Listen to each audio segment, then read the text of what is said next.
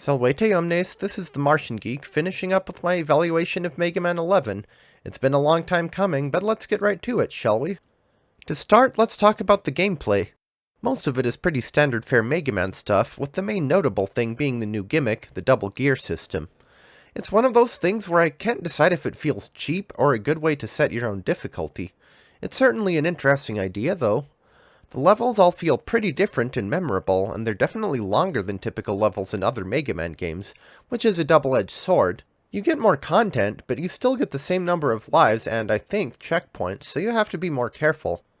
It's nice to have the slide and charge shot back, and giving Rush a separate button was a good idea, though he could have cost a little less weapon energy. This game has a good special weapon set, too, on that note. Possibly my biggest annoyance with the level design in this game is screw Torchman Stage. I know I covered this during the actual stage, but boy, it's been a while since the series has produced a level that unfun. All they had to do to make it way less obnoxious was make the firewalls slightly slower or make them not insta-kill you, or at minimum, cut out the entire second or possibly third fire section. If you're not using Tundra Man's weapon or the upgraded speed gear, you really have to be extremely precise in some spots not to just die. That level isn't like Quickman Stage. It's like if Quickman Stage were 3 times as long and had a lot more enemies. Seriously, screw Torchman Stage. The insta-death fire can die in a different fire, I don't know. Also, the Fortress was easily the most one-cheeked in the series, including the early games. It's basically 2 levels. The third and fourth ones are extremely short. Every other game that gave the final boss and the rematches their own levels at least had more than 4 total. This is also the only game with only one music track for the Fortress. It's a decent piece, but geez, that doesn't mean that we can't at least have 2 different ones. Even Mega Man 1 did. And it's not like the 2 full-length levels that we got are that great. Wily Stage 1 is absolutely packed with single-tile platforms above bottomless pits, most of them not stationary, and Wily Stage 2, forget Wily Stage 2. I think that level might actually be even worse than Torchman Stage. In fact, I would consider it one of the worst classic Mega Man Fortress stages of all time. Outside of Mega Man and Bass, and discounting the ones that are only a problem because of their boss, like the final level of Mega Man 7, I can't really think of any that would be worse. There have been hard Fortress stages, there have been boring ones, and there have been ones with tedious bosses, but few stages can top this one overall when it comes to complete and utter disrespect for your time. At least the parts of Torchman Stage without the firewalls are decent. There is not really any part of this stage that's fun.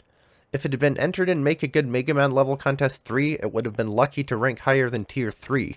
And of course, this obnoxiously long and tedious stage culminates with an obnoxiously long and tedious boss.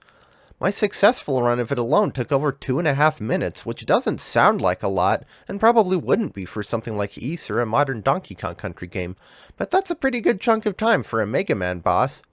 With all the other crap the stage throws at you, hordes of tanky and time-wasting enemies, advancing insta-death walls, mini-bosses, advancing insta-death walls during mini-boss fights and whatnot, maybe a boss that has 5 quadrillion invincibility frames and barely takes any damage when it is vulnerable, even from the weapon that it's supposed to be weak to, wasn't the best thing to cap it off with. Just saying. So yeah, I didn't like the Fortress in this one. Coming after Mega Man 10's generally great Fortress stages, it's rather disappointing. Now, how about the presentation? Well, I have absolutely no complaints with the graphics. I think they did a very nice job modernizing them, and I'd like to see future games use the same style. It's generally easy to tell what everything is, and there are some nice background elements too. Blockman's Rainbow comes to mind. The music is kind of a weird case. The general consensus about the music in Mega Man 11 is that the actual compositions were fine, it's just the instrumentation that leaves something to be desired, which I think is a fair assessment. For the most part, every track in the game leans heavily on the same generic synths, which makes the music feel kind of weak and sameish even when it shouldn't be. The boss theme in particular lacks the punch that it deserves.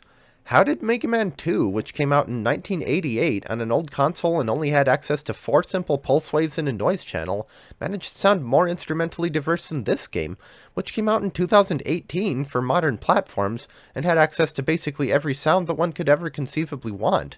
Well, okay, not copyrighted stuff like Mickey Mouse's voice, but nobody's using Mickey Mouse's voice in a Mega Man game anyway. Again, there's nothing particularly wrong with the melodies, but if they ever make a Mega Man 12, some more diversity and energy in instrument choices would be nice. The difficulty selection is also pretty lame. I haven't tried the easy modes, but the hard mode is a complete waste of time, since it doesn't make any changes at all to the level design, just makes you take more damage and get fewer power-ups. Again, it's definitely a step back from Mega Man 10. The extra modes exist. I said pretty much everything that I could about those while I was doing them. I'm generally not into challenge runs, so the time trials and whatnot don't offer much for me. And as for the gauntlet mode, well, you saw how badly I screwed that up. My thoughts for that can be concisely stated as bleeping spike rooms.